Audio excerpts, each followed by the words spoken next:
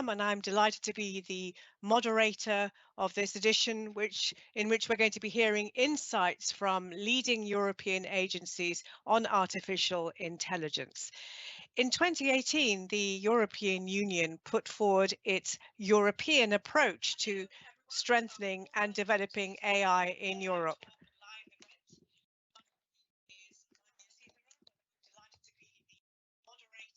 Of this edition, in which we're going to be hearing insights from leading European agencies on artificial intelligence.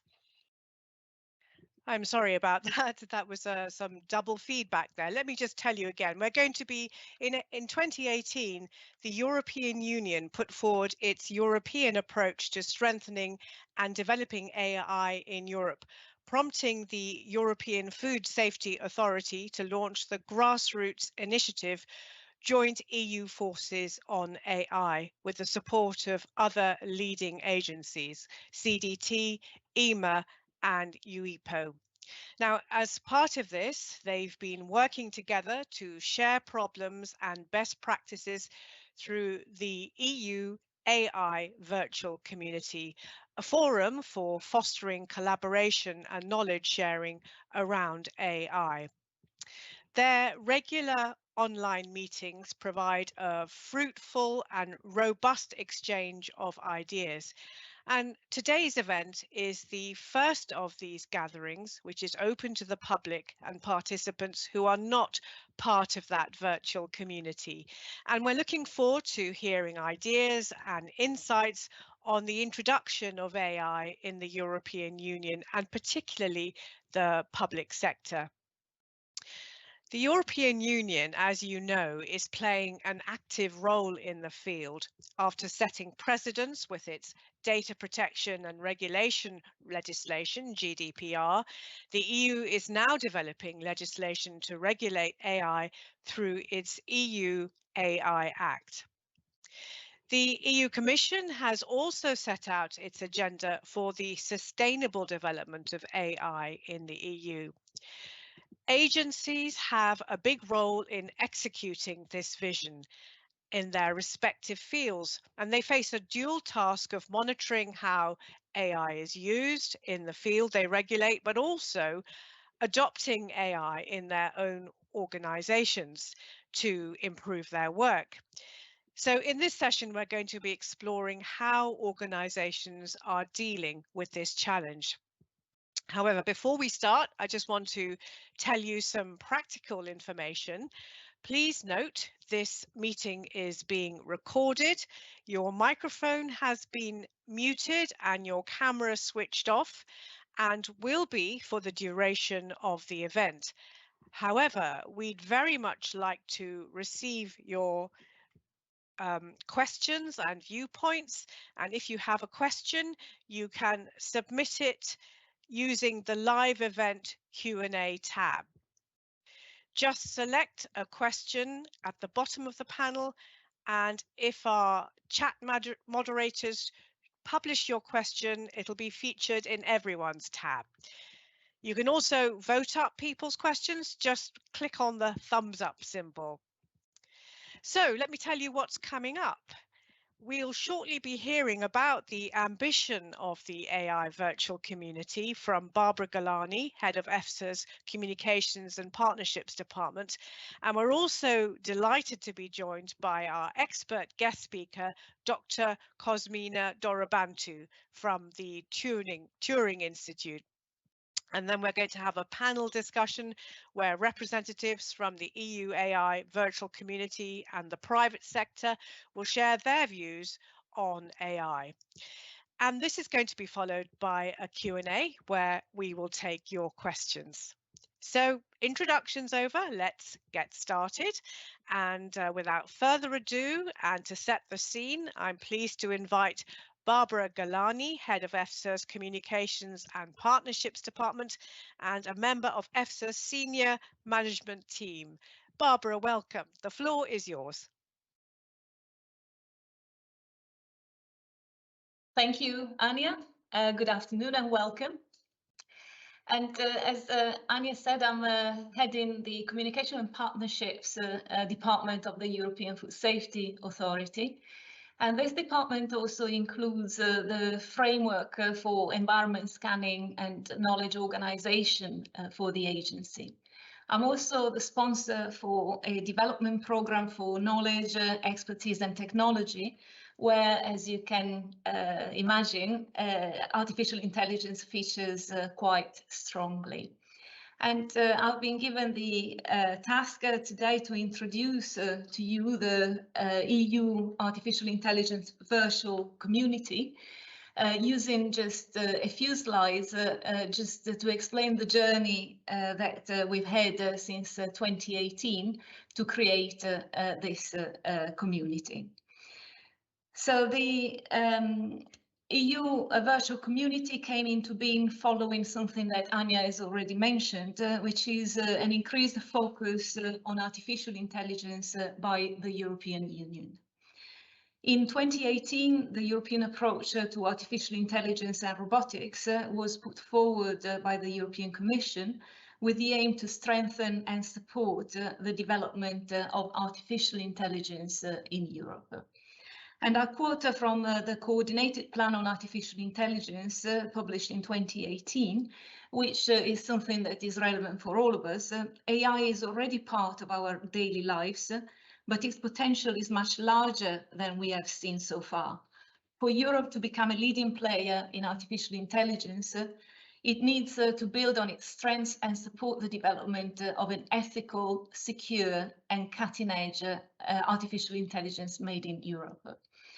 And the ethical principles, the security aspects and the innovation aspects are at the heart of the European Food Safety Authority. And colleagues at EFSA, supported by the vision of the Executive Director, Bernard Earle, decided to lend support to this European ambition and to start bringing it into action by launching a grassroots initiative titled Joint EU Forces on AI. The launch was done together with three leading sister agencies, CDT, the Centre for Translations in Europe, EMA, the European Medicines Agency, and EU IPO. And I've got colleagues here with me to explain our journey. And the overall objective was, first of all, to jointly explore and exploit the benefits of artificial intelligence for European agencies, to share knowledge and to foster synergies.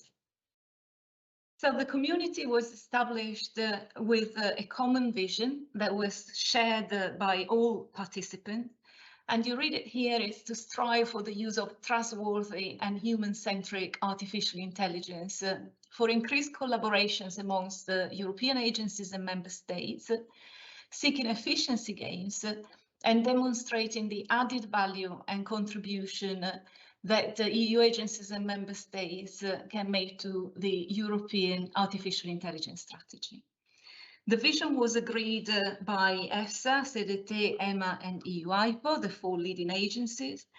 And it has also been the guiding principle for the community, inspiring the agency's pledge that organizations deciding to engage with the community need to sign. The overall vision is supported by four strategic objectives. The first is the first step, really, in this journey, which is the development and promotion of the community as a trusted space where to share achievements and to foster cross-agency, member state and cross-stakeholder collaboration, bringing forward ideas not just from within the community, but also from outside, removing barriers to exchange of knowledge.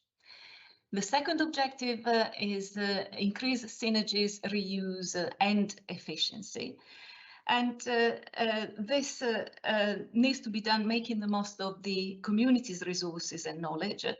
And some examples of this objective address reusing existing data, code, resources, knowledge and initiatives, and working towards partnerships for innovation. The third objective is around sharing knowledge and increasing the artificial intelligence maturity of the organizations that we're part of. So basically, it's creating a learning space where we can share understanding and potential of AI applications. And fourth, which is for me the most important and the one that will really demonstrate the value of getting together, is collaborating for the implementation of initiatives and projects. So it's the identification of concrete artificial intelligence use cases that can be beneficial to agencies and other stakeholders. So not just using this space to learn from others and to promote the activities that we're doing, to inspire and being inspired, but really to find partners with whom to build projects for the future. After the launch in 2019, the journey of the joint EU forces on AI began with an AI maturity assessment of health policy agencies and a series of workshops of relevant stakeholders. The community was founded, and it was a pretty simple affair. So it was a space on Microsoft Teams, mainly meeting on ad hoc specific topics that were considered of common usefulness or interest. In 2020, in the midst of the pandemic, the community continued to operate and upgraded its platform and started looking at governance and structures, establishing monthly meetings and getting quite a sort of robust following. 2021 and 2022 were years of consolidation with many meetings, many opportunities to develop innovative ideas and concepts and to explore the expansion of the community, and also to produce guidance documents on specific aspects, horizontal aspects of the implementation of AI in EU institutions. So here we are today for the very first public event organized by the community. Which really is an important milestone because it shows the intention to look outwards and to gather ideas and to really start thinking what is most important to me, which is the establishment of mechanisms to enable the launch of collaborative projects between community members, but inspired by organizations outside European agencies. We have a lot of ambitions, but also some obstacles to overcome, which are quite common when we try to collaborate across agencies. I'm talking about different planning cycles, different priorities, constraints in resources and budget, and these are all aspects that need to be addressed if we really want to move forward together and capitalize on our shared knowledge. And to conclude, I would like to acknowledge the participants so far. So we have an exciting future ahead, and we hope that many of the colleagues that are joining from organizations outside the European agencies or in European agencies who have not been involved will be part of this journey. But I'd like to thank CDT, EMA and the EUIPO for the vision that they shared with EFSA. And I'd like to really commend for the interest and the motivation all the other agencies that have participated, either as observers or guests or speakers, and have been involved in the creation of what I sort of described as a space of trust and a space where organizations can share knowledge. You see that we got quite a number of European agencies already involved, and the range of the issues that we deal with go from food safety, which is EFSA, chemical safety, environmental issues, human rights, occupational safety, drugs and drug addiction, vocational education. So we cover as agencies the whole range of important policies and evidence-based assessments that inform policy and regulation in Europe. And we're really determined to make AI work for us, and most importantly, to work on it together so that we can capitalize on our collective experience. So this is all I would like to say as a way of introducing the community. And I say again, you're very welcome to this first public event, and I really hope that you will enjoy the time together. Back to you, Anya.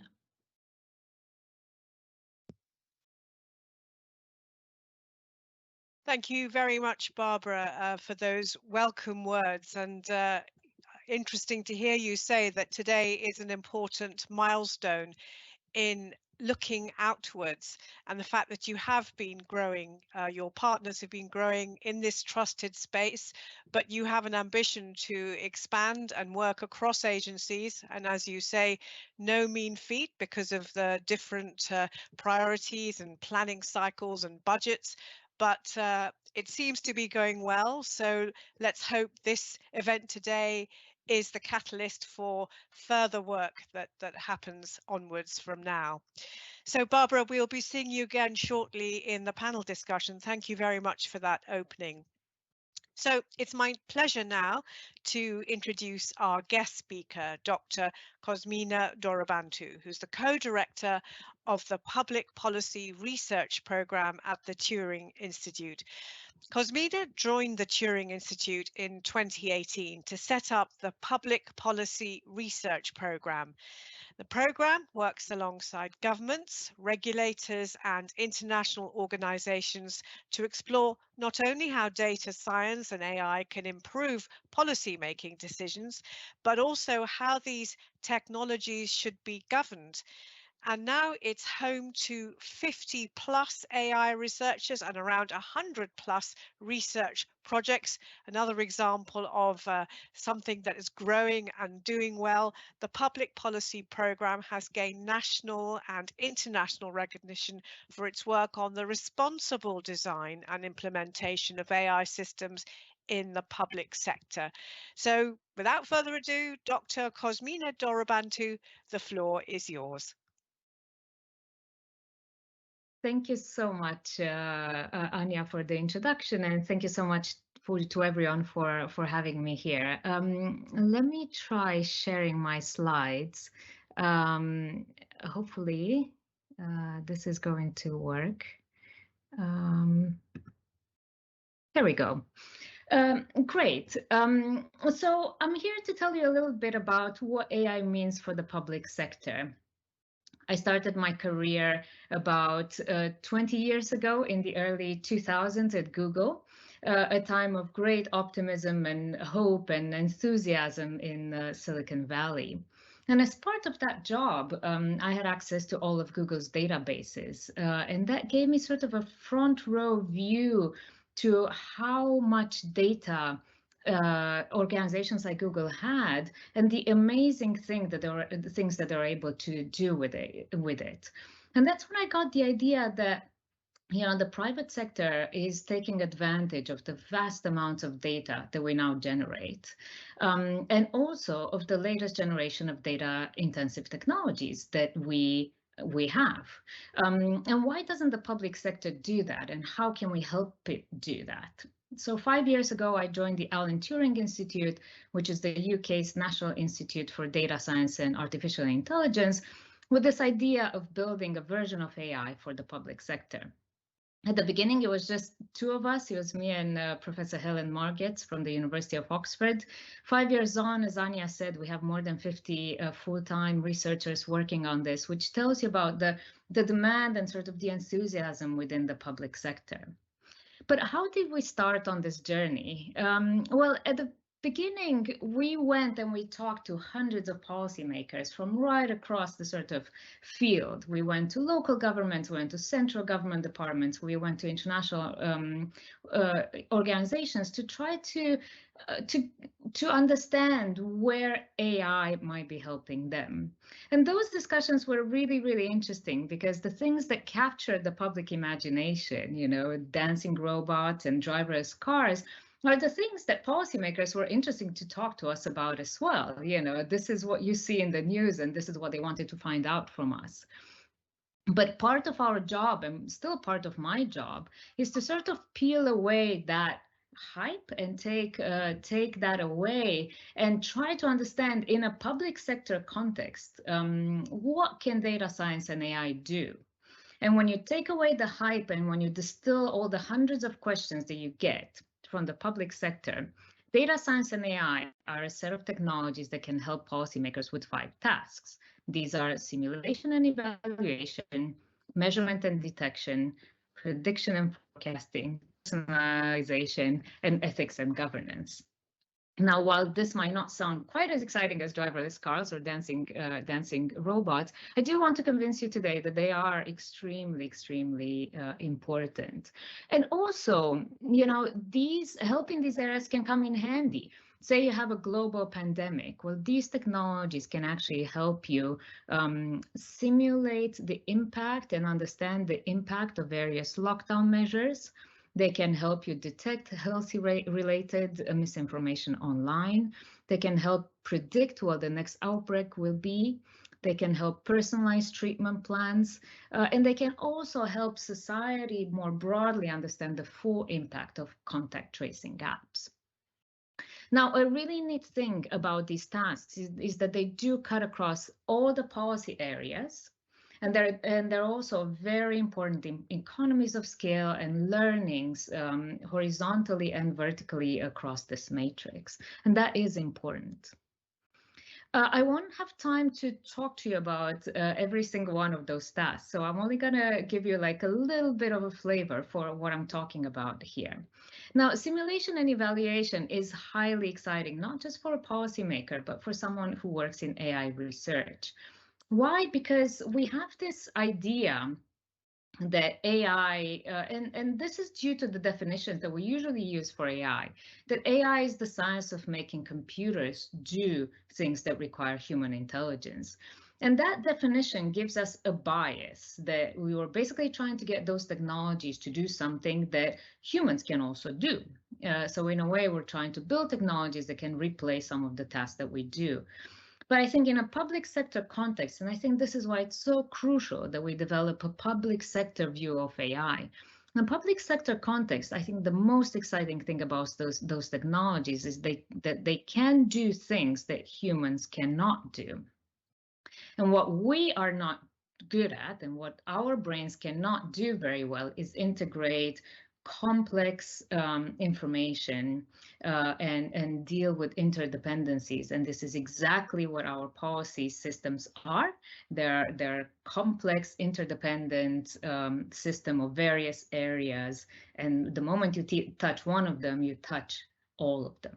So in simulation and evaluation is one area where we can really sort of bring the power of those technologies to do things that we cannot do. Now, why is it exciting that we do have those technologies and the data that we have? We are used to modeling our world from the top down, and that's just simply an effect of the data that we used to have. We only had aggregate data. So we tried to use aggregate data to understand complex interdependent systems. What does this mean? Well, for example, our old way of modeling road traffic is by looking at the density of the cars on the road as a function of the general population of an area, the number of roads, and some economic variables. The way we used to model military conflict and casualties between two armies is as a function between the size of the two armies and the rules of engagement between them. And finally, and of great interest to me, the way we used to model our economies, and we still model our economies, is to have one representative agent and aggregate data behind it. But what's exciting about the latest generation of data-intensive technologies is that we can move away from this thing and take advantage of the fine-grained data that we have. And we can actually model each vehicle, road, and get the emerging traffic jams that way. We can model each soldier and weapon and bullet in a conflict and try to understand the dynamics in that manner. And also we can model each person, firm, and job switch and create a digital replica of our economies that we can run experiments on without hurting real people. How do we do that? Well, methodologies such as agent computing allow us to take advantage of the fine-grained data that we now have. So if you imagine building a model of the private firms in the country, we can code each one of the firms as an individual software agent in a model. We put the data that we have for each firm behind those agents. So each agents are heterogeneous and based on the microdata, much like our firms are. We can give them goals to interact, so they can be profit maximizing, for example. It's something that we've assumed in economics for a very long time. They can have incentives to invest or disinvest, much like we see in the marketplace. And we can have the firms interact on a network, much like they do in real world. They have suppliers, they have their clients, they have their distributors. That's all coded up into a network. So what do we do at the Turing? Well, we're building this area of work, and one example of a project that we do is we have a labor mobility project together with one of the government departments in the UK. And the idea behind it is to create a model of the workers in the economy and try to understand how they move between jobs and try to run experiment on that sort of virtual pool of workers. This is exciting because our work on labor mobility helps policymakers answer questions that have been very difficult to address with traditional models. Some of these questions are, what are the precise changes at the level of companies and workers of changes to hiring and firing legislation?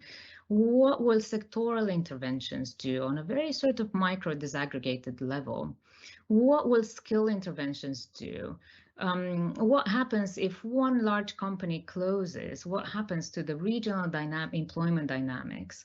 And also, what is the impact of the pandemic? And we work very closely with policymakers to try to understand the sort of firm by firm level impact of lockdowns and furlough schemes. Now, although I've only mentioned the labor mobility project, we're starting to build those models to look at production networks and try to understand them at this very disaggregated level. At international trade, that's a topic that's very close to my heart because by training, I'm a trade economist, and I believe that we're still so far behind in the policy world for what the modeling can actually do to help us inform trade policy. We're looking at the housing market, which is particularly problematic here in the UK, but in a lot of other countries, and also at corporate networks and taxation. And those are some of the partners that we're working on. Great. So if that is a simulation and evaluation, I'll take you on a very quick tour of measurement and detection, prediction and forecasting and personalization. Those are tasks that the private sector is so brilliant at in using the vast amounts of data that we now have. And the unsung hero behind all of this is machine learning. So this is my 30-second introduction to machine learning, which is a new way of programming, really. So while in the past, if we wanted to get a computer to tell us that the image that we see on the screen is a dog, it was extremely complicated to do because we basically had to write in mathematical rules what makes a dog a dog. And it turns out that that is impossible to do, something that we do so easily in daily life, recognizing a dog. It is so difficult to code in programming language. Machine learning makes it makes us bypass that step. And the way it does that is by allowing us to feed a program images of dogs that can be labeled, for example, and the computer learns on its own what makes a dog a dog. So when posed with an image like this one and asked what it is, you know, the machine can tell us back that it is a dog. Now, what matters in the machine learning context? Well, obviously the algorithm that you write, the quantity of data that you feed it. So if you only feed it 10 pictures of dogs, it's unlikely to learn what a dog looks like. The quality of the data. So if you feed it pictures of dogs labeled as cats, it won't be able to know that that's actually a dog and not a cat. And also the variation in the data. So if you only feed it dogs that look like this one, it's never going to be able to recognize, say, a giant schnauzer like a dog. Super. So what can we do with this? Well, I'll only touch a little bit on measurement and detection and the work that we do at the Turing in online safety. The machine learning is crucial when it comes to measuring and detecting online hate. And we are working again alongside one of the regulators in the UK and one of the main government departments to build and improve classifiers for online hate and abuse. So why does this matter? Well, it matters because we can help policymakers answer crucial questions about the online environment, such as how much online hate is there? How is it organized? Whom is it directed at? What is the impact of all that hate? Who is generating the helpful messages? And importantly, how can we challenge it? These are some of the projects that we're working on in online safety, but this is just one tiny bit of the measurement and detection work that governments have a need for. It's, you know, we can think of thousands of other variables. You know, one topical one is inflation, something that is on our front pages, but is so difficult and costly and time-consuming to measure, and it is precisely where technologies like this can help. I'll talk about one last thing about ethics and governance, because I don't think you can ever talk about the use of data science and AI in a public sector without mentioning at least ethics and governance. And the reason it matters is that when it goes wrong, the effects are large, and we have a duty to ensure that that ethics is a top priority of every single public sector agency looking at this. What you're looking at here is a picture from the Notting Hill Carnival. London's Metropolitan Police decided to use facial recognition technology in 2017. We now know that the system performed very poorly. So the Notting Hill Carnival is a celebration of diversity yearly. It happens yearly in London. It has over 1 million visitors. And the stats for the Met's technology after scanning the faces of 1 million people are that they found 35 total matches against the database that they were using. 30 of them were clear erroneous matches. So you know, human reviewers were able to rule them out. 5 people were stopped and ID'd on the street. Only one of them out of the 5 that were stopped and searched was an accurate match to a wanted list. So he got taken to a police station just to find out that the list was out of date. This is someone who had gone through the criminal justice system, and he was no longer wanted. He had served his sentence. So it had a 0 success rate, which is absolutely appalling. There are numerous ethical issues when it comes to police forces' use of facial recognition technologies, but just to mention some of the ones that came up in this case, there was a lack of transparency about its use. People who showed up at the carnival didn't know that their faces were being scanned against police databases. There are questions about proportionality. You know, does it make sense to scan a million people's faces to come up with 35 matches, none of which it turns out to be right in the end? There are questions about data collection and storage. How out of date are those databases? You know, is there consent for the people who end up being in those databases? There are questions about vulnerable people. So the Metropolitan Police were also checking for against the mental health watch list. That's a very vulnerable population that should never be policed in this way. There are huge questions about differential accuracy. We know that these technologies perform the best for white male faces and the worst for female minority faces. So you might end up policing even more the communities that have been traditionally policed in the past, which is something that no one wants to do. And finally, last but not least, there are questions about the right to be forgotten. You know, if you've served your sentence, can you just be left alone to enjoy a carnival in London? But I do believe, despite the sort of pessimistic look on this one use of technology, I do believe that the public sector has a duty and a responsibility to lead the conversation on AI ethics, regulation, and standards. And ethics provides the values that we can judge these technologies by. It provides the principles which set the guardrails for responsible practice. And it provides the operational guidelines as to how to actually put this into day-to-day operations. It is a crucial component of any of our work. Regulation thinks about how can we get this into law? How can we get this into sensible practice? And standards are meant to fill in the gaps that regulation leaves behind.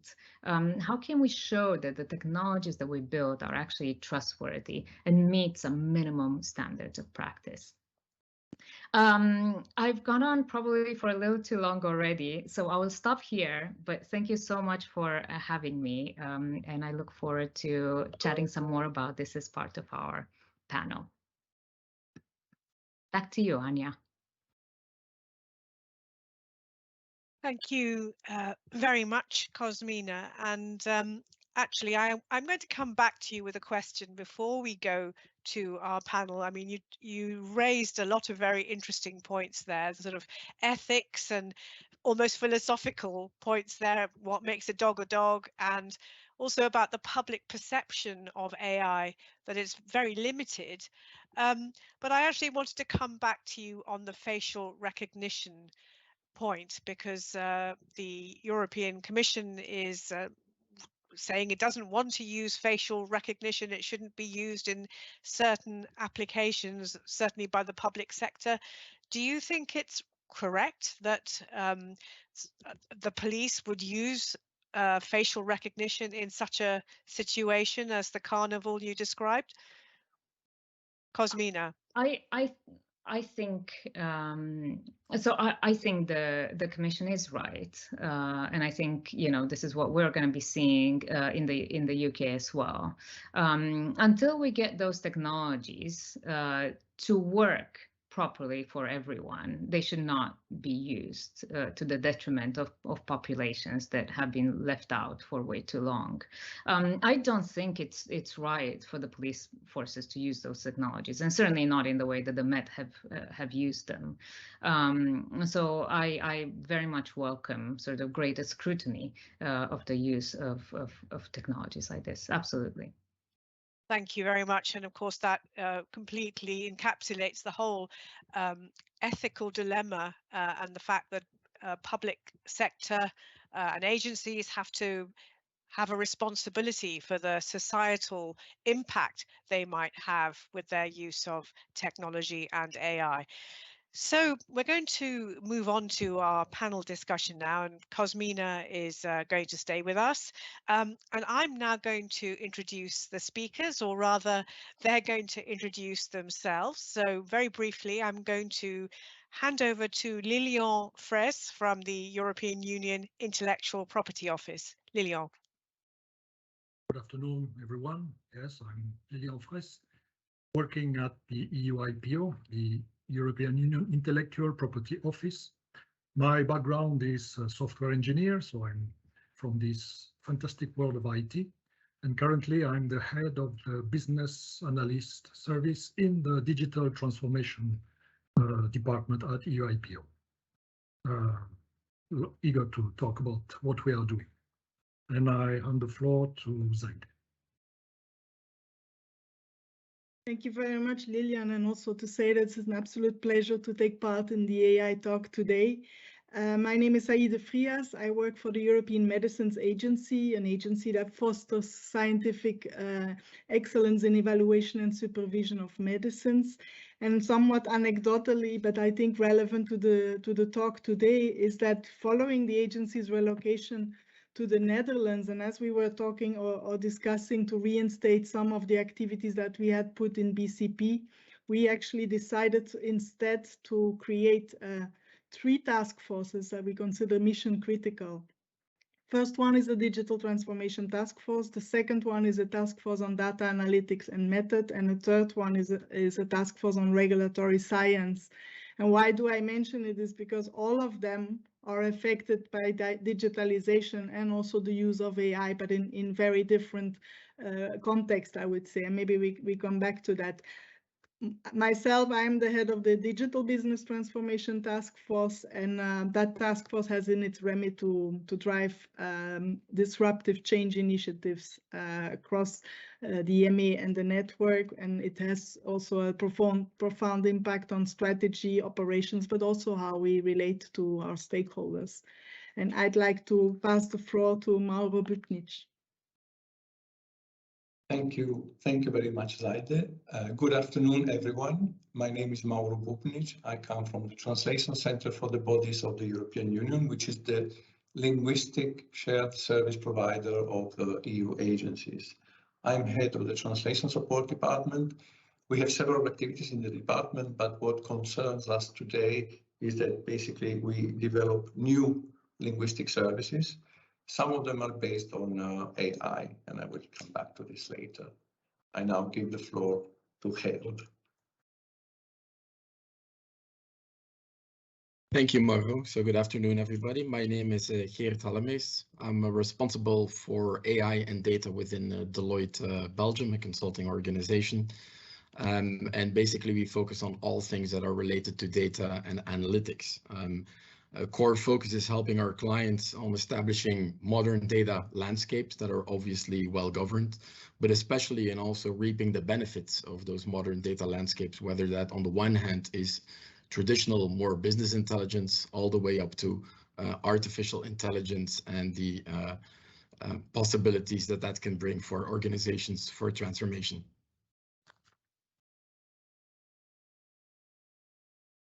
Thank you very much, Geert. And of course, we also have Cosmina and Barbara on the panel as well. Now, as you've probably gathered, all our speakers from organizations which are early adopters of AI, and from my conversations with them prior to this session, they are also staunch advocates of the technology. So I'm going to ask them all a question, the same one to begin with. Why should the public sector adopt AI, and also to briefly describe how they're using it in their organization. So I'm going to start first of all with Lilian. Yeah, thank you, Anya. EUIPO is public administration, so as such, I think our business is quite representative of what an administration does. We receive files, we examine these files, to see if they are compliant with a certain set of rules, we validate, we register, we certificate. Maybe the difference with our core business, because we are dealing with application for trademarks, IP rights, it's not only the examination is also searching for similarity with previous earlier rights registered. So here, why AI was useful? First of all, because we have an application, an online application. As usual, there is a lot of questions. So the typical frequently asked question. We could imagine we had people before in the back office answering this question. with all these questions analyzed, we produce a chatbot. For the moment, it's an English chatbot, and we are foreseeing to introduce chatbot in other languages. Chatbot typically use natural language processing and machine learning. Then, in the examination part, the examiners have to see if the application comply with a set of rules and have to take decisions.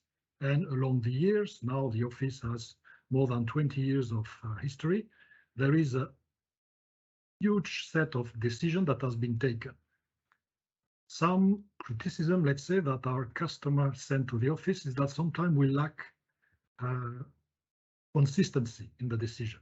Decisions were taken and are still taken by human beings, so sometimes we don't remember decision that could be similar that has been taken 5 years ago. So we decided to introduce AI in order to analyze all the decisions that have been taken during the history of the office. So analyzing semantic analysis of all these documents, natural language processing again, and then produce a system that analyze the similarity of cases in order to propose to the examiners, hey, this case looks like this one, so here is a set of text that you could use to set up your decision. Another thing also, if we talk about trademarks, you can always think of logo. So if someone wants to file a trademark, we are going to look, hey, does this image looks like other logos that are in our database? So again, AI is used in order to assess the similarity of a logo compared to the database we have. So it's always artificial intelligence based on big data analysis. For instance, another example, very concrete, for instance, for a logo, an image, for a trademark, there are certain rules. You cannot have into the image some official flags. So this could be, this is subject to a deficiency, for instance. So all these systems were created in-house to help our examiners. The examiners were part of the project, obviously, because at the beginning, as we said before, AI is a set of algorithms with the maturity it can have at the beginning, and we have to train this system. So the work implies technicians, data analysts, data scientists, but also the examiners, the business. So it's really a work that must be done together in order to improve the systems. And today, after, let's say, now this project in the office, it's been, I would say, 3 years that we are working with that. Then we have currently tools that really help our examiners to be more efficient in their work. And it's not marketing words that I'm saying, it's the reality. That means clearly we have a good collaboration. So having seen the result and the benefit in the process, I clearly see that yes, AI bring added value to some administrative processes. I would finish by saying that, for instance, we develop these tools for our examining processes. We could think that these examining processes could be put maybe directly to the customer, the client, for them to be advised to say, okay, I'm going to file an application, maybe my application is not so right or presents already some deficiencies. But for the moment, we are in a process of how will it be perceived by the client? Because in principle, AI is a tool to take a decision. It's a supporting tool for human to take a decision. And it shouldn't be perceived as the system declared that maybe this application is invalid, so please trust the system and don't apply. No, the system is a help and you should, client, human being, still take the decision. And for the moment, we didn't find exactly the way to indicate to the public that this is not a decision driving system. It's just a support. Anya, back to you. Yes. Thank you very much, Lilian. That's very interesting, and you're really talking about, you encapsulate the fact that the AI adds added value and efficiencies to the way you work, and interesting that you stress that it's about humans taking charge and AI just being a support. But I wonder what other panelists think about this. So I'm going to move on now to Ima and Zaida. Zaida, why should the public sector use AI? How important is it? And you mentioned at the beginning some of the task forces you've introduced to monitor the digitalization that you're doing, but how are you using it? Thank you, Anya. I can only say that also AI is a key strategic long-term priority for the EMA. Fundamentally, I think by the many promises that it brings or hosts. And if I look at the activities across the agency, I can distinguish a number. So one would be the process analytics part. Then you have, of course, healthcare data analytics part. And then finally, also the use of AI in any kind of regulatory submissions that company bring with us that have a component of AI included. Specifically in my task force, I can say that we set up about 2.5 years ago an analytics center of excellence, which is actually a hub across the agency for experimentation, but also innovation and collaboration. And fundamentally, the Analytics Center of Excellence, or the ACE as we call it, is to explore how to use AI and machine learning to tackle a variety of business needs across the agency. And fundamentally, right now, the ambition is always linked to efficiency gain or gaining FTEs. But of course, one can envisage that later on another scope, that it could have another ambition, maybe environmental impact or so. But right now, the initiatives really target an efficiency gain. I have to say we have a fascinating portfolio of 40 projects. 11 have been finalized and are in production. We have another 10 that are ongoing, and we have a healthy pipeline of 16. So I'll have to select the ones that I think maybe are the most interesting for the audience. And just to give you a flavor, I'll start with the PDAR, the Personal Data Recognition Tool, because that's actually the flagship initiative that led to us becoming one of the leading agencies in the EUAN collaboration. As the name of the tool, it's aimed at screening documents for personal data, identify them, and support anybody that has to do anonymization in that task.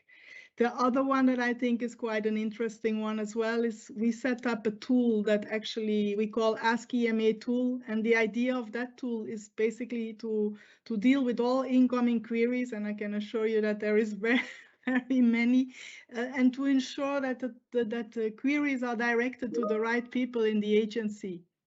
Not so straightforward, but we have really developed something that is very helpful, not the least also, and I think that's quite interesting. It works 24/7 as opposed to any staff that would have to do that manually, obviously. So the triage and the direction of the queries can happen anytime somehow. Linked also, and I was very interested in hearing Lilian, we also have launched 2 chatbots actually, and they are public. Very recently, one in May and just one last month, about traineeship applications and question and answers. I don't think you will be completely surprised that we would use traineeship application as a first, because typically you're targeting a population that is quite digitally skilled. And I have to say we got amazing feedback from HR in terms of how much it reduced the number of queries they had to address, because effectively the applicants were first using the chatbot. The other chatbot is more core to the agency's task, has been introduced in a portal, our product lifecycle management portal, and actually helps companies in the filling in of e-submissions. So there is a chatbot integrated in that portal, and we are very proud about that work. Then I think a third one, which is more, can I say, the routine tasks in the regulator is a lot of validations, of applications, of screening of experts, and many others. And that's why I think it's interesting to mention. So it was also one of the first ones that we rolled out, was an assisted validation tool. And what is, where we have several, but what they actually have in common is that they go and search for data across many different systems, bring them actually in a dashboard that is very easy to use for a product manager to perform its tasks, and will actually even flag where the tool thinks that there might be missing documentation, for example. So in a way, this is very commonly used, I would say, as a regulator, and we are expanding it from human medicinal products to veterinary and also to registration processes. So just to mention that one, because that seems to be quite a helpful one. And the last one I want to mention in my task force is the speech to text. You won't be surprised, as an agency dealing with medicines, we are flying in, or at least scheduling a lot of expert meeting, committee meetings, and so on. So as part of the secretariat, quite a lot of resources are spent in minuting meetings, transcribing, summarizing, and so on. So having a tool that is able to transcribe the speech or whatever is being said in a meeting into a text, of course, is of a tremendous help. Also, and I think that's another feature that is very interesting, is that you're able in a click to translate them in 25 other languages, which would not have been the case, I would say, before the introduction of that tool. And then I don't know, Anya, if I have still time to just quickly mention the two, which are the healthcare data analytics. As the terminology mentions, these are exploring, I think, the possibilities of using AI to analyze large data sets, of course, to gain insights and to support, I would say, evaluations, but also decision making on medicinal product. And the last very brief one, I think I've mentioned that companies increasingly submit applications that include some form of use of AI. And I just wanted to mention that also we have innovation task force and scientific advice to advise companies in that development on what is needed. And I don't know, we see sensors, we see in tablets and inhalers, we see also 3D printing, it's quite a variety of applications that we are seeing in this context. Thank you very much. I'd like to hand over back to Mauro Pupnic, or to you, Anya, excuse me. That's okay. Thank you very much. Really interesting there. What a huge breadth of applications you've got there. But it's interesting that there are synergies with Lilian from UIPO, that you are really looking at efficiencies there and the support and getting rid of the kind of mundane tasks, but also interesting that they might help in accuracy as well, with the tool that will help anonymize data, again, in a more efficient way, but an incredibly important task there. And of course, you mentioned there the text to speech to text, which of course our next speaker knows all about, and also about language translation. So I'm going to hand over to Mauro now from CDT. Tell us your view about why AI is so important to the public sector and how you're using it. Thank you very much, Anya. Indeed, I would like to start from the wider question of why the public sector should adopt AI, and it is adopting AI, simply because the public sector needs to be efficient and effective. I mean, we are using public money, so we must give back to the public value for money.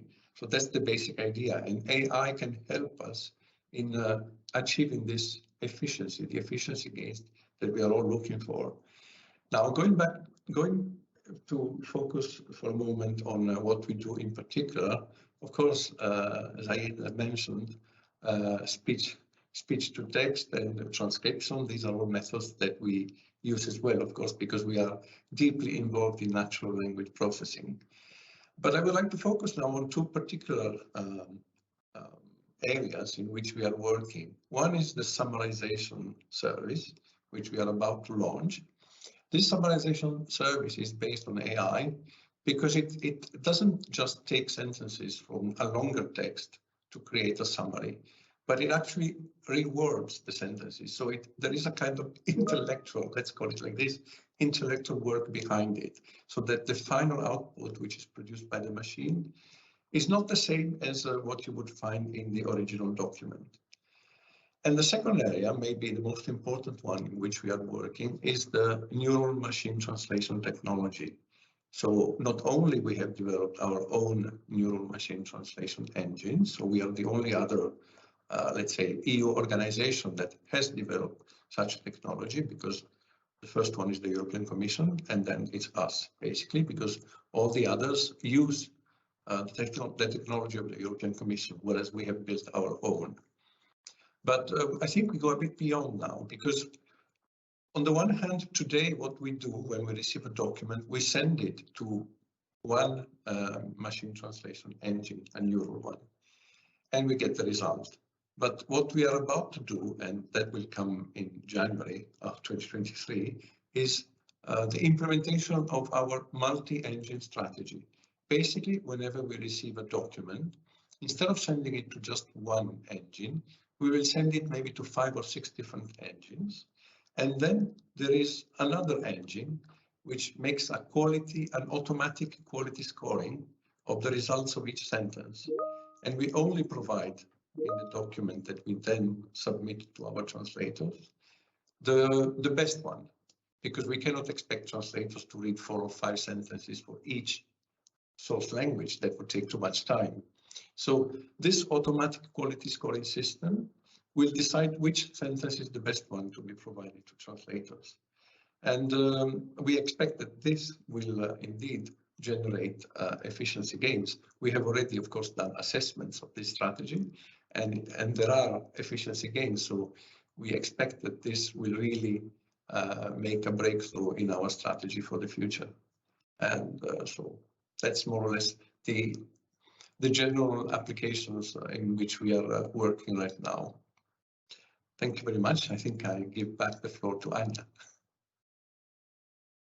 Thank you very much, Mauro. And again, absolutely fascinating use of applications there, and a real sort of look to the future, sort of happening there, science fiction becoming reality in some ways.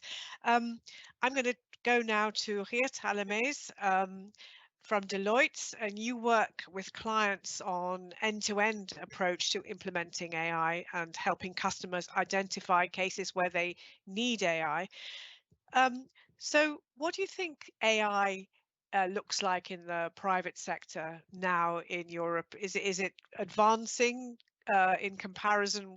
It's always been known as behind China and America, but what's it looking like now? And also, perhaps you might want to comment on the public sector approach. Sure, Anya, thank you for that question. Maybe let me start out with making a statement that AI is here and it is here to stay. Obviously, since the 50s, since the whole concept started emerging, there's been a couple of waves of AI. And it is very clearly that this wave which is going on is the one that is going to make impact across organizations. So it is really a situation where organizations fully need to embrace the power that AI can bring. But when we look at adoption, and we recently did a global survey and zooming in on Europe, you see that adoption is still very much varied across organizations. Obviously, you have companies that are leading, but you still have a lot of organizations that are lagging and have not yet started on investigating what AI can do. And based on our findings and our survey, we have about 50% of organizations that claim that have adopted some type of AI in one or more business functions. And we need to take a special perspective on that, because it's not because they have experimented with it that they have really industrialized the art and the practice of AI within their operations, which is one of the big challenges that organizations are facing, is how to move from proof of concepting and MVPing to really industrializing AI within the organizations. So there's still quite a long way to go, and especially if you look at the European space, where a lot of the business is driven by smaller and medium-sized enterprises who obviously from a funding perspective take a bit of a different approach. There's quite a long way to go for organizations to reap the benefits. So maybe also on the supply side, and I think this is interesting, obviously we have the big tech, but you see a whole new ecosystem of startups and scale-ups that are embracing AI and addressing specific business problems or industry problems. And when you see such alive ecosystems, I think it is only a matter of time before those ecosystems start connecting with organizations to help them adopt and make a business transformation based on AI. Now, in terms of areas, when you see AI being applied within organizations, obviously a lot is due to automating back office operations or finance. There's a key focus also on customer experience. We've heard about examples of chatbots, which obviously fall into that as well. So the interaction with the customer, not only in gaining data, but also in providing service and interaction, will be very much AI driven as we move forward. And in talent and workforce, you see automation happening as well. Now, that said, it's not because the technology is there and the possibility is there that there are not challenges. I think looking back at the past 10 years of this wave of AI, there are still some challenges in reaping the business value within organizations. And there's a lot of good initiatives, and it's not because the technology is there that by design you will reap the business outcome or the benefit from applying it. And it's still a search for organizations to really identify what use case for them can actually bring a positive business outcome. Another challenge that you see is executive sponsorship. AI is not about technology and about automating something. It is about transforming the way you work, the way you operate, and potentially even establishing new business models. So executive sponsorship obviously is going to be a key. And then obviously talent, the war for talent, it is out there, and we need people that are technologically skilled in order to do this, and obviously access to that talent is obviously a big challenge. Now, to your question on private versus public, well, from a technology point of view, I think there's not really a difference, but apart from maybe for the public sector, the whole discussions on sovereignty, which is obviously very important. Key difference, I think, is the access to data. Obviously, the public sector has access to data. Take, for example, policing data, just to take one use case, which is completely different than the type of data that private organizations have access to. And this requires really specific measures. And we will for sure be entering into the topic of ethical AI and trustworthy AI. But by design, this also means for public sector organizations who are focused on providing a public service, that whatever it is that they do on AI, it needs to install trust, it needs to install safety, it needs to install fairness, and this needs to be at the basis of everything. While private organizations, are much faster in experimenting what it can do with them, by design for public sector organizations, it needs to start from an ethical and fairness and transparent approach. Also, access to skills. That war for talent is real. It is real for private organizations, but I guess it is even more so for public sector organizations to attract the right talent and to make sure that also within leadership there's a full understanding of what AI can bring. And this is not a given. It's not because AI is out there that we fully understand and grasp the possibilities that it can bring. And maybe a last point, where we see a difference, is the agility in change. Obviously, embedding these new technologies and changing the way we work requires you to be a very agile organization. And maybe, from a legacy point of view, that agility is larger in the private organizations than in public sector organizations.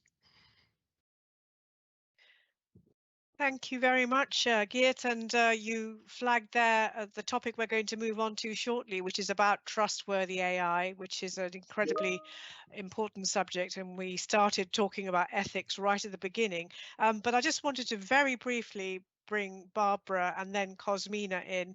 And we are running out of time, so perhaps keep your answers fairly brief. Barbara, is there a right time for the public sector to invest in new technology? Yes, Anya, definitely now, if it hasn't already happened yesterday. So I think what I consider is that there is a duty for public sector organizations to preparedness. And being prepared to adopt AI solutions is something that requires time, commitment, and investment. So I believe that European agencies, public organizations like the European Food Safety Authorities are not really the best placed organization to do forefront research and to start building solutions from scratch. But we definitely have a duty to be very well informed and to pilot, to test solutions and to feed all this information that needs to be available to solutions. So, for example, we operate in the area of food and feed safety, animal and plant health, animal welfare, and in just simply in the context of multilingualism and neural machine translations, we worked for years in feeding all these glossaries in all European languages in future solutions, which have just recently adopted just 2 weeks ago to have simultaneous sort of automatic translations. So invest immediately, but as users of AI solutions rather than inventors. Thanks. Thank you. Well put there. And of course, you said if there's a duty to start using AI. And Cosmina, obviously it's taxpayers' money, and there might not be a return on investment. What do you think? I think there has to be a return on investment because it is public money and we all have a responsibility for it. But I do think that we need to think again about how we calculate return on investment, because we're used to sort of short-term time scales for it. We've heard some brilliant examples today about, making things, how AI can be used to make more processes more efficient, for example. That is much easier in a way to demonstrate, return on investment for questions like this. But I do think where things get really exciting is that the public sector is home to some of humanity's most consequential questions, such as climate change, education, public health, social inequities. And it is here that those technologies might be able to step in and solve some of those challenges for us. But that requires a lot of investment and a lot of thought that we're not going to be seeing a, euro sign next to it straight away. So that's one thing. And the other thing is that those technologies, AI is a general purpose technology. As such, is going to change and touch all areas of our economies and societies and individual lives. It is absolutely crucial that we learn how to regulate those technologies and how to set the limits for responsible development. And the time to do so is now. The public sector will not be able to steer that unless it knows how to develop those technologies and what their potentials and challenges are. Thank you very much. So let's move on now to the area of trustworthy AI. How do you ensure that your AI solutions are indeed trustworthy? Zaida Frias, would you like to comment on that? How do you know that the solutions you're bringing in are trustworthy? Yes, thank you. Thank you, Anya. Indeed, I've mentioned before that AI, of course, brings promises to help citizens to live longer and healthier lives. At the same time, introducing AI technologies has to be well considered, trade-offs being weighted, as well as steps taken to ensure that it's safe, robust, and also trustworthy applications. And whilst I think this is applicable to any sector, I think when it's especially critical when we're talking about healthcare sector, where AI is being used to support either the identification of a disease or prevention of a disease, or indeed tackle a disease. So in addition, I think you've also mentioned the fact that AI needs a lot and enough data. And in healthcare, that data is actually very complex and often sensitive patient data. So we will be using such data at the time that the patient is actually at its most vulnerable state. So this is some consideration. Another one that comes to mind for me is that when we look at regulatory submissions, the clinical trials target a certain population, but it also actually excludes a number of frail population. And if I think, for example, pediatric population or for orphan diseases, you might not have enough data. And more recently, we are now looking also in pregnancy and lactating mothers, for typically you would not have that kind of data available. So I think it has to be very carefully considered, no, when you make conclusions in this respect. What I can mention is that at the agency, we set up already back in 2017 a joint EMA and Heads of Medicines Agency task force on big data. And the task of this task force is actually to describe the big data landscape from a regulatory perspective, and specifically to look at practical steps on how we can use big data in support of not only innovation, but also protecting public health. And I don't know if I can profit also this call. There is tomorrow a stakeholder forum that brings back patients, healthcare professionals, academics, health technology bodies, that if you are interested specifically in this area or aspect, I would very much recommend you to log in for that conference. Thank you very much. Thank you very much. Lilian, Fraise, do your clients trust the outputs, the fact that there's AI now looking at your trademarks, etc.? So yes, our core business may be not so critical as health and climate things that we were talking before. But for instance, all our projects based on AI, they are developed in the boundaries of rules. That means we have regulations and we have to respect this, and we will not go beyond.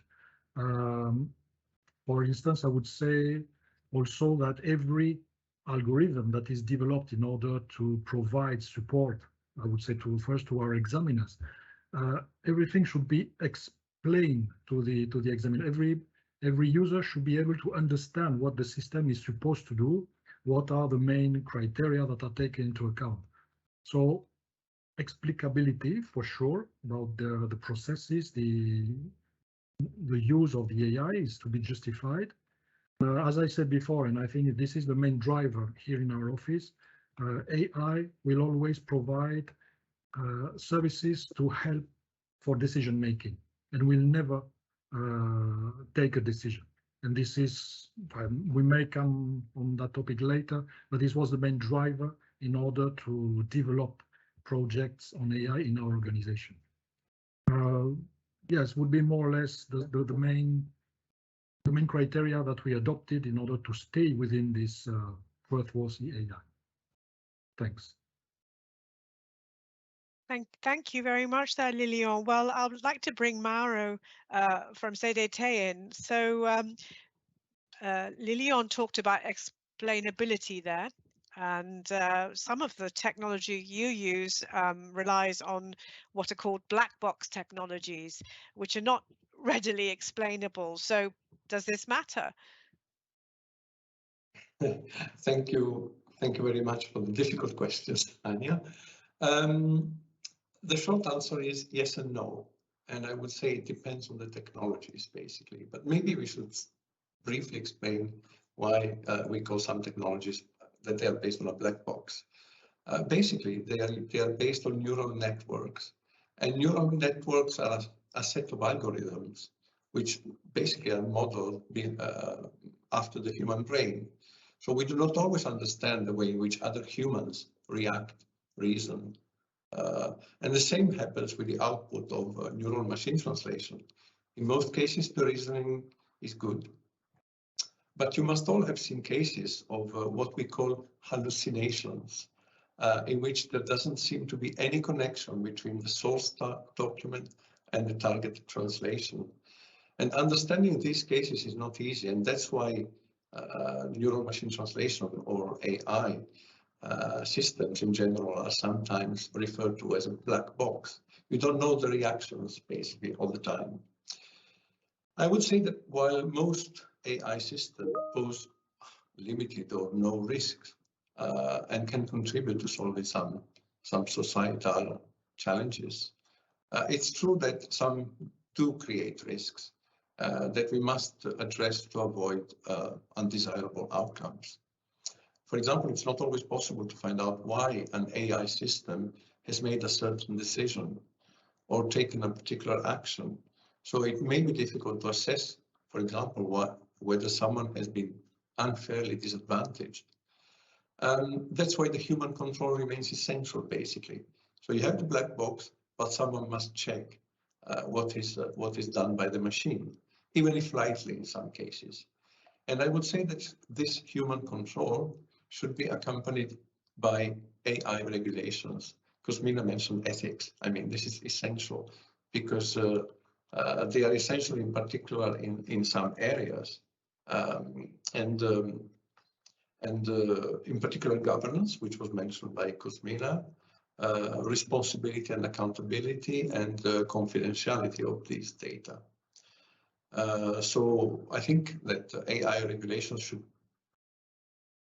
prohibit or control activities. I think two of you mentioned chatbots. I mean, chatboxes have present a limited risk provided that the users know that they are talking to a machine, basically. What I consider that is of no risk is our activity, neural machine translation, because there is always a human afterwards that checks the result of the machine. But some, of course, are very risky. Cosmina mentioned driverless cars. I mean, you must be sure that they function properly. And so I would say it really depends. It depends on the technology, to answer to your question, Anya. Thank you very much, Mauro. And I'll just bring in Geert very, very briefly here. You mentioned that trust is an absolute pillar for the public sector to follow, but what about for the private sector? How does the requirement for trust by the European Commission's AI strategy actually impact the private sector? Well, Anya, indeed, it is very important, and we live in the age of ESG these days, and that obviously leads that trust is a very important aspect for companies. We can, without breaking legal boundaries, you can still breach ethical boundaries in the way that you operate, in the way that you work, and this is very important to organizations. So what you see, obviously, is that a lot of organizations are working with technology more from a technology perspective without necessarily considering some of the ramifications that can bring in terms of potentially reputational damage, potentially legal issues. And once the AI Act comes into force, also fines that will be directed towards organizations. But most importantly, the loss of trust in the eyes of the consumer or the client. Let me take a classical example. If you're a financial institution and your way of attributing loans to people would be in a non-equitable way, that is not the reputation that you would want in the market.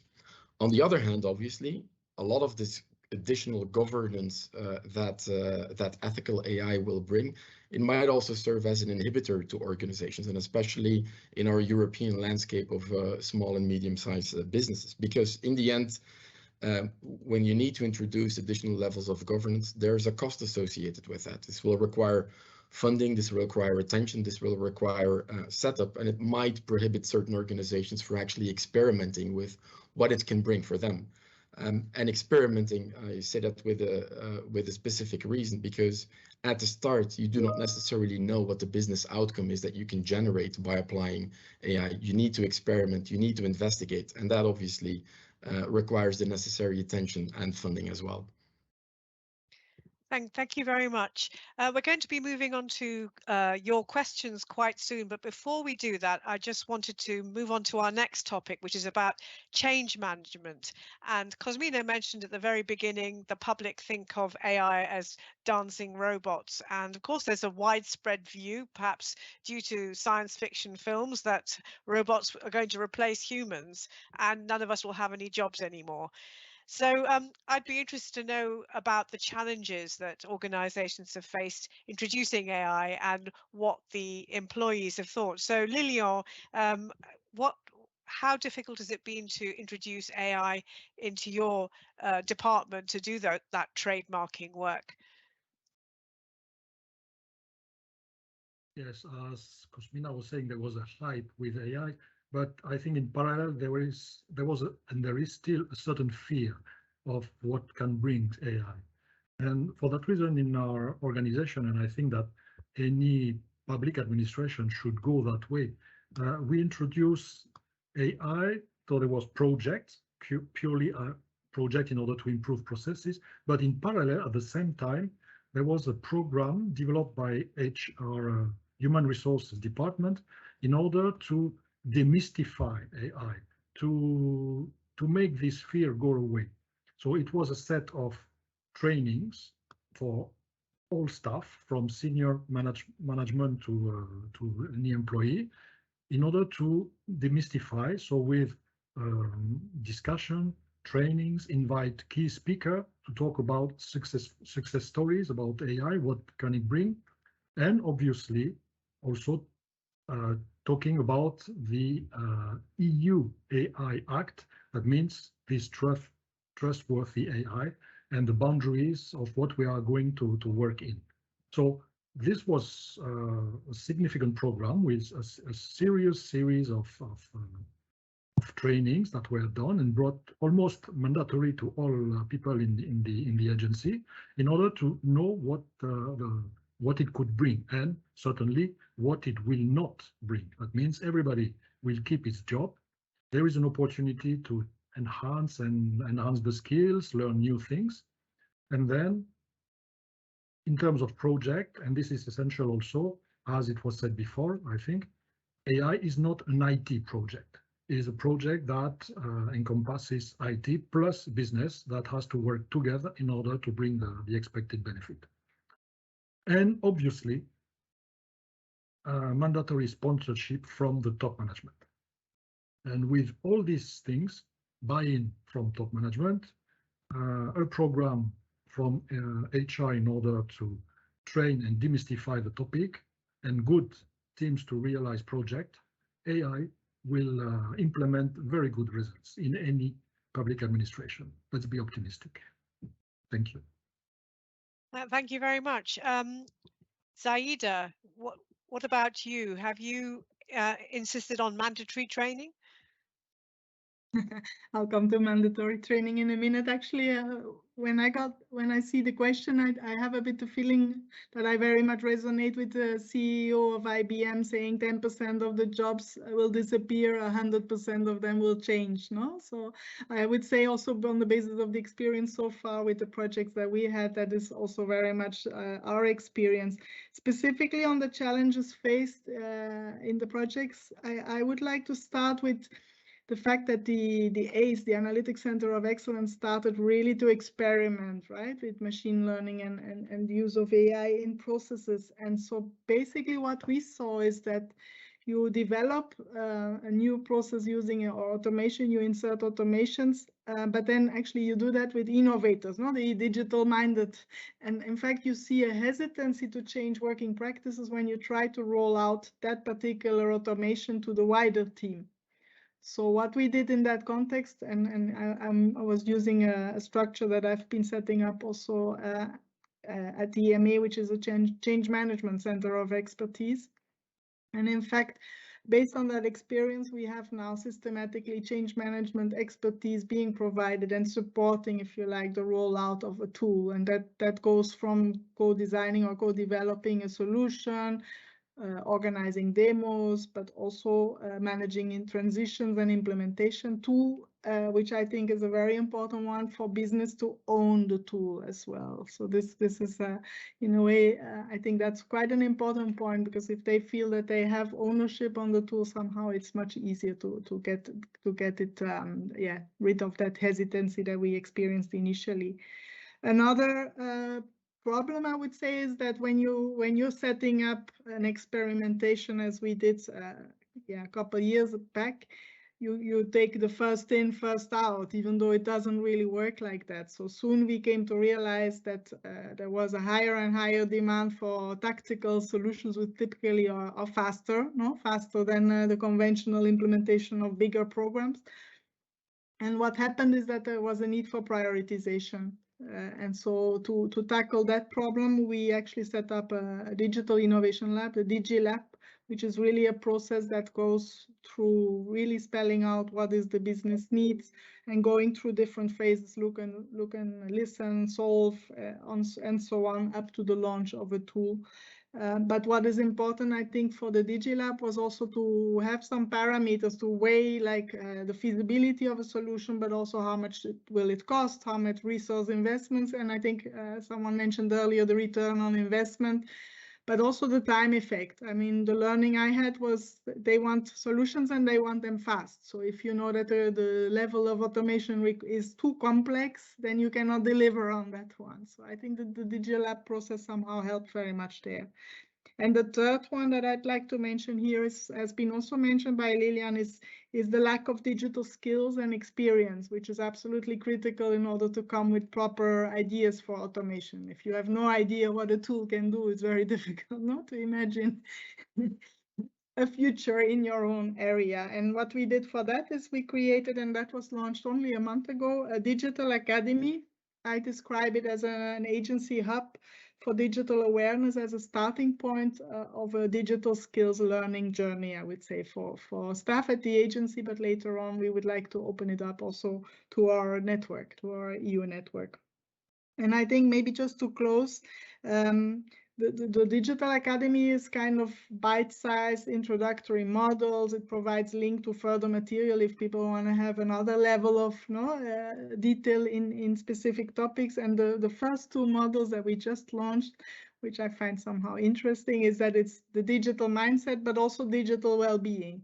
Because another challenge we have, of course, is that the challenge of digital overload. So I think the two first models actually tackle those matters.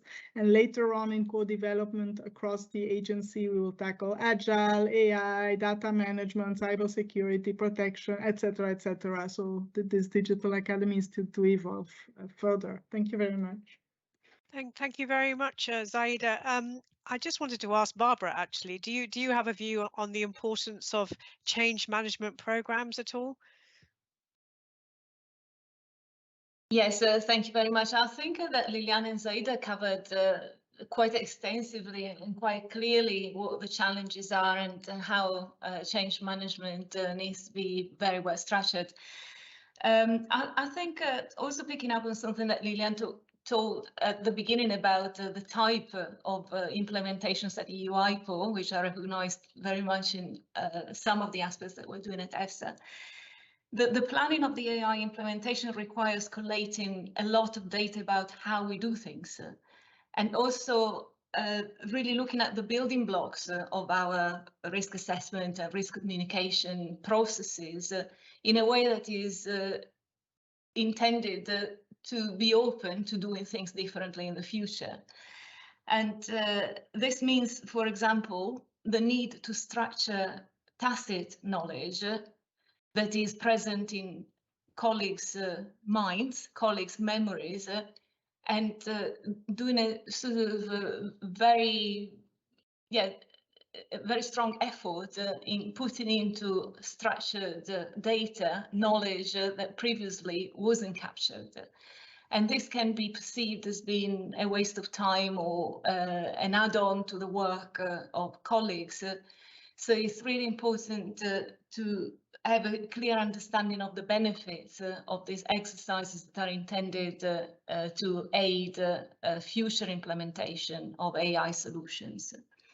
And the other aspect is the need to support the development of new and existing skills, again, with a view to AI implementation. Something pretty simple is clear writing. Clear writing is good in any circumstance.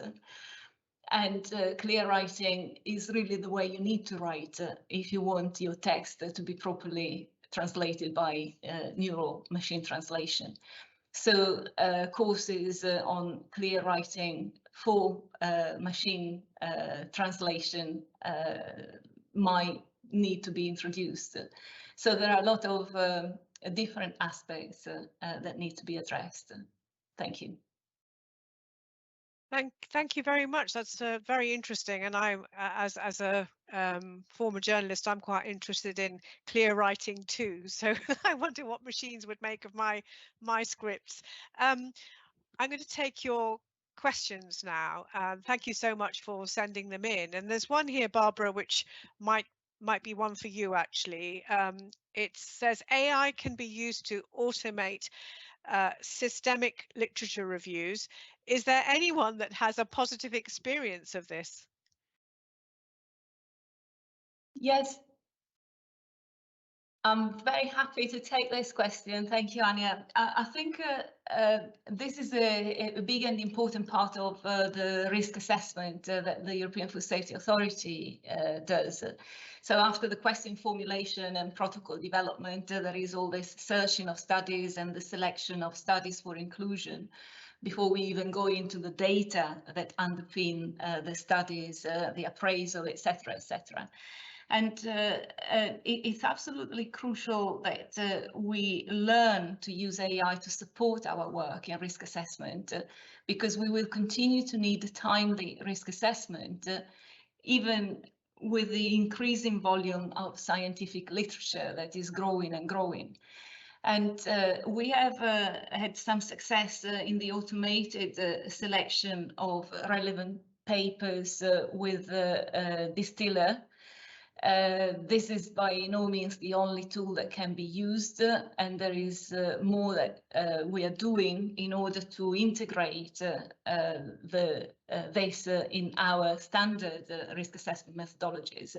But then I'd like to link it also to the explicability and transparency of the use of AI. And the decision by our scientific panels is whenever this automated way of selecting papers is used or is going to be used, this needs to be explicitly mentioned, and it needs to be very clear in the final opinion that we publish. So I think for us, this is something that we want to continue to explore, because we see a lot of potential, and it's in the spirit of the community that is represented here today. Is something that I believe we can develop together, because there's no point in all agencies that do risk assessment and systematic literature reviews to do it independently of each other if we can much quicker move to a future of AI-supported abstract screening, etc. Back to you, Anya. Thank you very much. There's a question that's come in here. Is there a catalogue of specific tools that allow small European regions to promote the use of AI by the public sector? Cosmina, can you help on this one? I can, just because I've been involved with some of this work. So the European Commission has something called an AI Watch. So if you just Google for AI Watch European Commission, you're going to see the project. And they do have a database that tries to track the use of AI tools by public sector organization in each EU country. You can also contribute tools that are being used by your organization to the database. And they write regular reports, and the database really is invaluable, and to my knowledge, the most sort of comprehensive resource that we have today that covers the EU. But if anybody else knows more about it, happy to let them come in. Back to you, Anya. Thank you very much. If anyone wants to come in now, do raise your hand, and we'll bring you in. But there is another sort of linked question. It would be nice if the panelists could share afterwards some links to their AI-based solutions, specifically if they might also be used by others. So perhaps that's something we can send out later with some of the materials we'll share after this event. This, of course, is a really important question and often at the back of people's minds, and it's about data and data biases. So how do we deal with data bias and biases in data? Geert, what would do you have an answer for that? Absolutely, and it is absolutely, Anya, and it is a very important question and a very important topic, because AI systems, they live by the grace of data, and if we feed it with biased data, then obviously that can lead to wrong outcomes. Now, I think the most important part to start out with is first is to understand the impact of bias, because as humans, by design, we are all biased by our context and by how we have lived our professional and our social lives. So understanding the impact is the first to really see, okay, if we feed it with the wrong or the biased data, the AI system can lead to wrong outcomes. That is very important.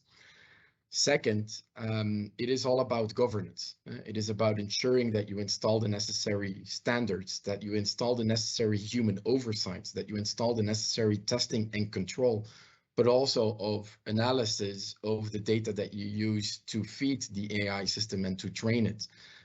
So a lot is done to governance and the standards and controls, that the procedures and controls that you put in place to make sure that you prevent bias from actually happening. And maybe a last thing that I would like to raise is there's a lot happening around now the generation of synthetic data, which can be generated in a bias-free way. So using synthetic data to train an AI system is certainly something to further look into. But maybe as a final remark, I think in the end, AI systems are programmed by humans. It's probably a lot easier to change the way that we program an AI system than we can actually change a human in the biases that they entail. So I'm actually quite positive that this can be done. Thank you. So another optimist about the future of AI. Cosmina, you mentioned in your opening presentation when you talked about the police action and the use of the AI to detect faces, you said that there was also bias there because they could only really look at white male faces, and some of the ethnic minority females they weren't able to distinguish. I just wondered if you had a comment about what can be done about bias. Well, look, I mean, this isn't an easy question, and there are degrees, right? I mean, those systems are more accurate for male white faces and less least accurate for minority female faces. It doesn't mean that they can't distinguish them at all, but they do struggle with them more. And it is, we do talk a lot about bias in the data, but I do think we need a holistic picture of this and to be aware of each point at which those biases enter the system. First of all, our world is biased.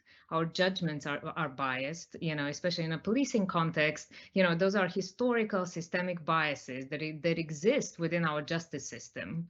It's not just that, the data that we use that is biased. The procedures, the humans, the system as a whole has a history of bias.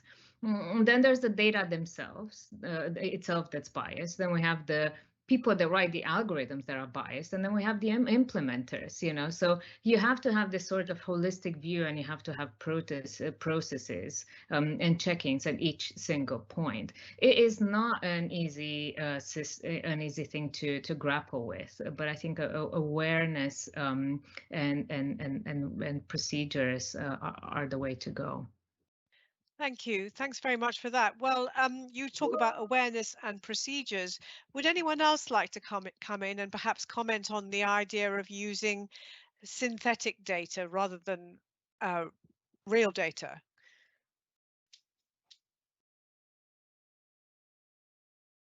I can speak a little bit about this because it's something that we're working with at the Turing to try to generate synthetic data, and especially to try to work with sensitive databases held by the public sector and generating synthetic data that researchers can then use for their own research project. But it's not quite as easy, to generate the non-biased data set, because you're generating you're still relying on real data to generate the synthetic data, and the real data still is in the state that it is. So it's not there's promise, but it is not something that you can just sort of easily apply and boom, it's going to go away. Well, just to give an example here, Amazon had an algorithm that sorted through programmer CVs, and they have worked on it for 5 years to try to debias it, because it was basically chucking out female CVs based on the data that they used to have. If Amazon, with all of their data and computer power and money, were unable to tackle this successfully in 5 years' time, it gives you a little bit of an inkling of how hard it is to crack this. It's going to be quite a challenge. Yes, Mauro. Yes, just on the bias. I mean, Ger mentioned that the bias is there because humans have introduced the bias. And you can see also in natural language processing that it's gender biased, because very often when you have the president, it's translated in other languages as a male. And when you have the cook or the nurse, very often it's translated as a woman. And but there are efforts ongoing to challenge and change that. So it's not something that is forgotten. Thank you very much. And I suppose talking about data, people would worry about data security and cybersecurity. And I was actually thinking, Zaida, in an organization like yours, which has such sensitive data, how do you ensure for that? And just keep it quite brief. Thank you. Yes, thank you, Anya. I think I mentioned before already the Joint Task Force on Big Data, and that one looks at a very broad aspects that target exactly that question, from ensuring data quality and representativeness, but also data discoverability, the capability to analyze big data, and so on. So I think those recommendations are really trying to guard so that we are having everything in place to have robust, safe, and trustworthy AI applications running. I don't know, I cannot say that much more. Thank you. Thank you so much. Well, we're coming to the end of this session, and I want to thank you all for your interventions and really thoughtful comments there. Just looking ahead, because I sense you are all optimists and, as I said before, staunch advocates of AI.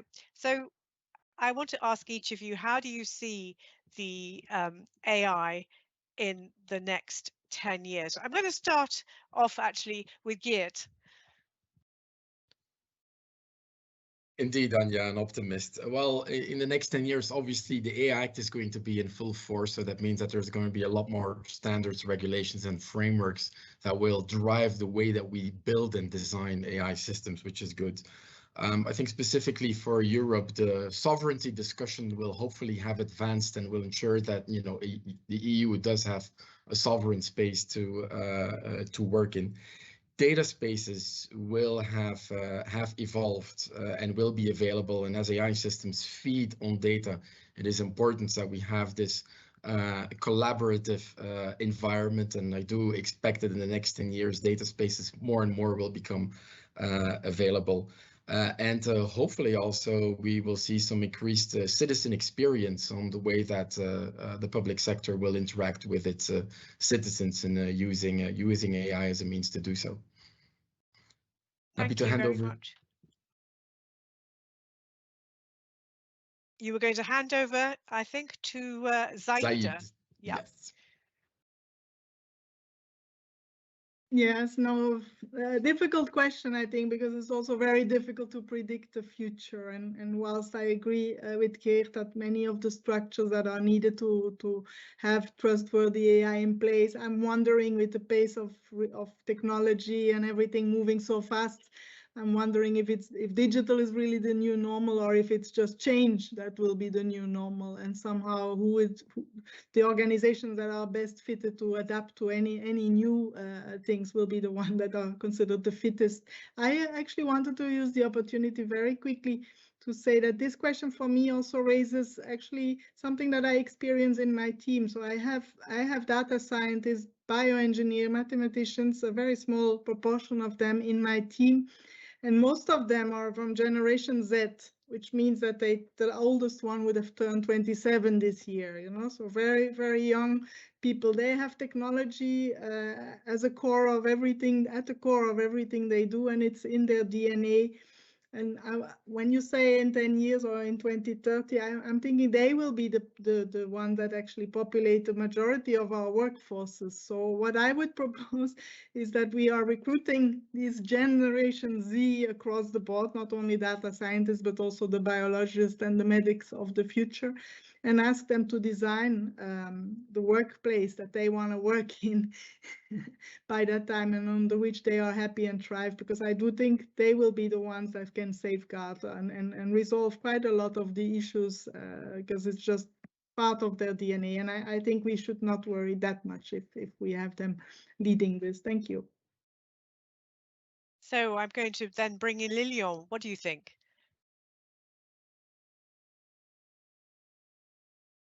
I read recently that the study showed that only 1/3 of the organization today have initiated projects in AI.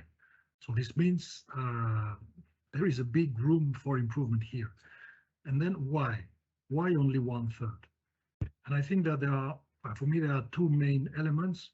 One is AI is an investment, and is I think a significant investment in terms of resources. You need money and you need skilled people. Today, it's not so easy to get on board to have these resources, and especially today also with the context, maybe it's not the priority of the organization. So I think that at least in 3 years' time, this will become a priority. And I hope also that in 3 to 4, 5 years' time, at least at the level of EU, there will be a series of success stories that could be taught, that will be shown to all the actors. And then in 10 years' time, maybe AI will be, this rate of organization will be up to 80, 90%. But yes, let's start by showing success story. Let's try maybe to promote investment in the field. And I think, yes, we go on the right way. Thank you. Thank you very much. And finally, Mauro, what do you see in your crystal ball? Thanks, Anja. I think I see that my own job has actually changed enormously in the last 10 years. So I can expect that similar changes will happen with AI. It will make some expensive and time-consuming tasks faster and cheaper. And because basically we can treat an enormous amount of data with artificial intelligence. So the impact will be quite big, I expect, in 10 years' time on the environment, in the public health, food safety areas, defense. We already see it in the war in the Ukraine. I mean, AI is deeply used there. Cybersecurity will also be really changed a lot. And civilian life, I wouldn't forget civilian life either, because, you know, autonomous driving, like cars, trains, planes. So maybe not in 10, but 15 years' time, we can see it happening. So I'm quite confident that it will really expand, as Lilian was saying, a lot in our lives. Back to you, Anja. Thank you very much, Mauro. Yes, so we're going to have a workforce full of much younger people with who've grown up with technology. It's in their DNA.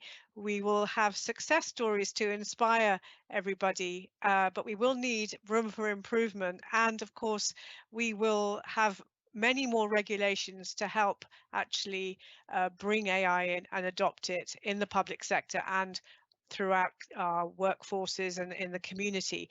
So I just wanted to thank our panelists really for their insights and their expertise, and it's been a very enjoyable afternoon for me. I hope it has been for you.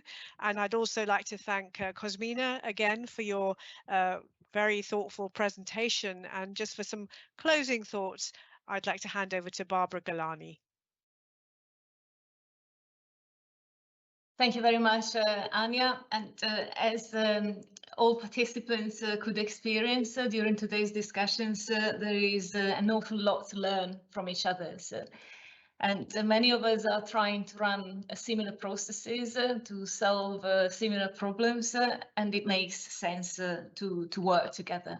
The potential of the EU AI virtual community goes well beyond exchanging best practices and inspiring and being inspired in a trusted space. Our ambition is to enlarge this virtual community with the participation of more EU agencies and organizations. And really to identify areas where joint projects can lead to better and faster progress. So if this event has inspired you, please become an active part of this community, either as a new European agency member, or as an observer, or as a guest speaker, or just as an audience for future events, because if we get favorable feedback, we will try and run more open EU artificial intelligence talks as part of the work of this community. I'd like to thank you, Anya, for guiding us with clarity and through the main chapters that make up the challenges and opportunities of AI. I'd like to thank my colleagues in EMA, CDT and EU IPO for being with EFSA, and also the EFSA colleagues that have been behind this initiative for the past few years. And I'd like to thank Cosmina for a really inspiring talk, and Geert, the presence from Deloitte with your experience of working with a very wide range of public and private organizations. So let's make this the first of many events for fruitful exchanges, but most importantly for sort of providing seeds for future cooperation. Thank you very much and have a good rest of the day.